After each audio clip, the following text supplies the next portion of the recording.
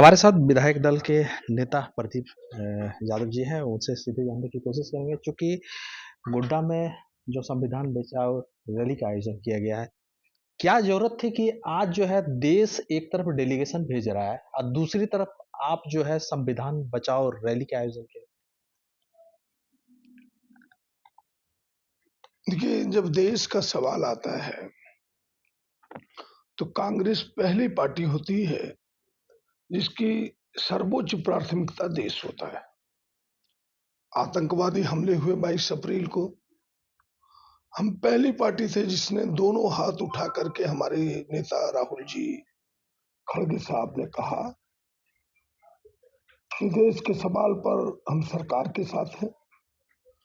सरकार जो भी कदम उठाएगी इस आतंकवाद को कुचलने के लिए, उनके फन को कुचलने के लिए, उनके आका के पाकिस्तान के हौसले को पस्त करने के लिए पूरी पार्टी, पूरा विपक्ष और पूरा देश उनके साथ खड़ा होगा। और आज भी इस शर्त पर हम खड़े हैं। और आपने देखा कि सेना ने पराक्रम दिखाया और उस पराक्रम को हमने सलाम भी किया, देश ने पूरा सलाम किया। लेकिन यही भारतीय जनता पार्टी जो संवैधानिक पद पर बैठ करके उनके मंत्री, मध्य प्रदेश के एक मंत्री ने जिस पराक्रम के नेतृत्व करने वाली कर्नल सूफिया कुरैशी को आतंकवादी का बहन कहा बैठा। आज भारतीय जनता पार्टी, उनकी सरकार उन्हें बर्खास्त नहीं कर रही है। हाई कोर्ट का आदेश हुआ, सुप्रीम कोर्ट का आदेश हो गया कि एफआईआर होगा, कोई रियायत नहीं हो सकता। तो कई ऐसी घटनाएं आपको उदाहरण मिलेंगे जहां लगेगा कि अपने आप को वो कानून से ऊपर मानते हैं, संविधान से ऊपर मानते हैं। वो संविधान को मानते हुए चलना नहीं चाहते, देश को चलाना नहीं चाहते। और जितनी संस्थाएं हैं संवैधानिक जो संविधान को मजबूती देता है, ईडी हो, सीबीआई हो, आईटी हो, तमाम संस्थाओं को अपने अंगुली के इशारों पर नचाना चाहती है भारतीय जनता पार्टी। और यहां तक न्यायपालिका को भी धमक दे दिया, उनको भी डराने का प्रयास हुआ। इसलिए वह जो भारतीय जनता पार्टी की सरकार है, यह जो संविधान है, इस संविधान से ऊपर अपने को मानती है, कमजोर करना चाहती है, हमारे मौलिक अधिकारों को छीनना चाहती है, हमारी जो बोलने की स्वतंत्रता है जनता की, उसे छीनना चाहती है। तो देश में एक ऐसी स्थिति उत्पन्न हुई है, हमें लगता है कि वो संवैधानिक संकट की स्थिति है। संविधान थर्रा उठा है, आज उसे मजबूती की आवश्यकता है। और कांग्रेस इस मर्म को जानती है कि यह संविधान बड़े लंबे त्याग, लंबे इतिहास के बाद बना है, हम इसे बचाएंगे। उसके सहारे यह देश उन्नति किया है, हम इसे बचाएंगे। और पूरे देश में इस अभियान को हमने छेड़ा है, कांग्रेस ने छेड़ा है और पूरा जन समर्थन मिला है, जिसका एक छोटा सा उदाहरण आज गोड्डा में देखने को मिला है। क्या लगता है कि जिस प्रकार यहाँ पर जो भीड़ को आप बताने की कोशिश की कि संविधान, लेकिन आरोप तो ये भी लग रहे हैं ना कि राहुल जी एक छोटे से संविधान को लेकर घूम रहे हैं। आज गिरिराज सिंह भी जो है उनके बातों को सवालिया निशान लगाया है। छोटा और बड़ा संविधान क्या होता है? संविधान के जितने अनुच्छेद है उस संविधान में है, संविधान की जितनी धाराएं हैं उस संविधान में है। छोटा और बड़ा संविधान नहीं होता। राहुल जी का ही तो दबाव था कि मोदी जी को भी लोकसभा में संविधान को माथे पर लगाना पड़ा, वरना तो उनके गृह मंत्री का जो रुतबा था, जो संविधान के निर्माता है, उनकी तौहीन कर दी उन्होंने, बाबा साहब की तौहीन कर दी। अब इससे क्या बदतर हो सकता है? जब गृह मंत्री इस देश का प्रधानमंत्री के बाद जो दूसरा पद है, जिनकी जिम्मेवारी है इस संविधान को बचाने का, इस संविधान को लागू करने का, और संविधान की निर्माता का तौहीन करे, तो वो केवल संविधान निर्माता का तौहीन नहीं है, बाबा साहब का तौहीन नहीं है, इस देश के दबे कुचले संविधान के मानने वाले का तौहीन है।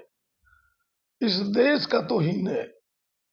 इसलिए अब गिरिराज सिंह जैसा व्यक्ति वो हल्की फुल्की बातें कर सकता है, लेकिन उसका जवाब संविधान नहीं है, उसका जवाब जनता देगी। मैं आपको दावे के साथ कह सकता हूँ। बस एक आखिरी सवाल ये है कि देश में जो डेलीगेशन विदेशों में जा रहा है, तो वो डेलीगेशन को लेकर आप किस तरह सोचते हैं? क्योंकि शशि थरूर का भी जो नाम आया है, कांग्रेस कह रही है कि मेरा जो डेलीगेशन होना चाहिए वो डेलीगेशन नहीं है, बावजूद इसके लेकिन देश के साथ क्या राजनीति नहीं हो रही? देखिए, हमने कहा था पहले भी, हमारी पार्टी ने, हमारे नेता ने, कि हम देश के सवाल पर राजनीति करना नहीं चाहते। जो व्यवस्थाएं हैं, जो परंपरा है, उसके अनुरूप देश को चलाना चाहिए। परंपरा यही रही है, इस प्रकार के डेलीगेशन जब भी जाया करता है, सभी पार्टियों से सांसदों के नाम मांगे जाते हैं। हमसे भी नाम मांगा गया, मेरी पार्टी से भी मांगा गया, और मेरी पार्टी ने कुछ नाम अनुशंसाएं करके भी दी। भारतीय जनता पार्टी को इसका जवाब देना है। उन नामों में आपत्ति क्या था, ये तो उनको बताना होगा। उन नामों का उन्होंने चयन क्यों नहीं किया, यह जवाब तो उनको देना होगा। हमने तो उनसे पूछा कि भाई, हमारी जो अनुशंसा है, हमारी पार्टी के नेता की जो अनुशंसा है, उस अनुशंसा को आपने टिक क्यों नहीं मारा, सही निशान क्यों नहीं मारा, ओके क्यों नहीं किया? ये सवाल तो उनसे है। और वो इस नाम पर अगर राजनीति करेगा तो हमें लगता है कि देश की जनता एक एक चीजों को देख रही है। क्या जब वो सूफिया कुरैशी, कर्नल सूफिया कुरैशी पर राजनीति कर सकता है, उनको हिंदू और मुसलमान के चश्मे से देख सकता है, तो ऐसी बातों का जवाब जनता उनसे जरूर मांगेगी। हमें लगता है कि अब अधिक पूछने का, कहने का कांग्रेस को जवाब देने की जरूरत नहीं है। हम जनता के साथ हैं, देश के साथ हैं, और देश हमारे लिए सर्वोपरि है, तिरंगा हमारे लिए सर्वोपरि है, उससे आगे कुछ नहीं है। तो क्या लगता है कि जिस तरह पाकिस्तान जो है भारत के चीज़ों को जो है, झूठ बातों को जो विदेशों में उठा रहा है, क्या वो अभी कांग्रेस उठा रही है इन बातों का? क्या लगता है कि इस समय उठाना चाहिए? नहीं, झूठी बातों को नहीं उठा रही है। जो आप भूल करते हैं, हमने तो कहा कि इस प्रकार की जब जब भी बातें आई है, इस देश का सर्वोच्च सदन है लोकसभा, लोकसभा आहूत करनी चाहिए। देश की जनता के मन में संशय है, एक यक्ष प्रश्न खड़ा है कि क्या खोया, क्या पाया, किन परिस्थितियों में अमेरिका का हस्तक्षेप हुआ। जब 1971 के युद्ध के बाद शिमला समझौता हुआ, और शिमला समझौते के प्रमुख बिंदु यही है कि जब हमारे नियंत्रण रेखा पर कोई आंच आएगा, कोई विवाद होगा, उसका सुलह दोनों देश मिलकर करेगा, हम तीसरे देश के हस्तक्षेप कतई बर्दाश्त नहीं करेंगे। जब यह समझौता हो चुका है, तो फिर शिमला समझौते जैसे विषय पर आज अमेरिका का हस्तक्षेप क्यों हुआ, देश की जनता जानना चाहती है। देश की जनता जानना चाहते कि आक्रमण के पहले विदेश मंत्री ने पाकिस्तान को क्यों खबर दी, जिस कारण से भारत को इतनी बड़ी क्षति हुई। देश की जनता जानना चाहती है, और इन सवालों को सड़क पर कहने से नहीं होगा। इसलिए संसद का सत्र बुलाना चाहिए, और सारे सवालों को प्रधानमंत्री को बेखौफ सच को सच, दूध का दूध और पानी का पानी करते हुए सच बातों को परोसना चाहिए। Thank you. तो ये थे विधायक दल के नेता प्रदीप यादव जी। उन्होंने साफ तौर होगा कि संविधान बचाने को लेकर जिस प्रकार की रैली निकाली गई, तो निश्चित रूप से ये कहा जा सकता है कि लोगों में एक जागरूकता भरने की कोशिश की है। जहाँ तक देश की बात है, तो उन्होंने साफ तौर पर कहा कि जिन घटनाओं को लेकर देश में हुई है, उन बातों को लेकर सामने आना चाहिए, संसद के सत्र बुलाना चाहिए, प्रधानमंत्री को जो इन बातों को सामने देश की जनता को रखनी चाहिए।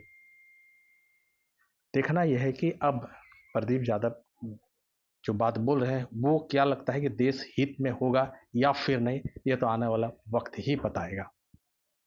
गुड्डा से विकास प्रसाद शाह, एबीपी न्यूज।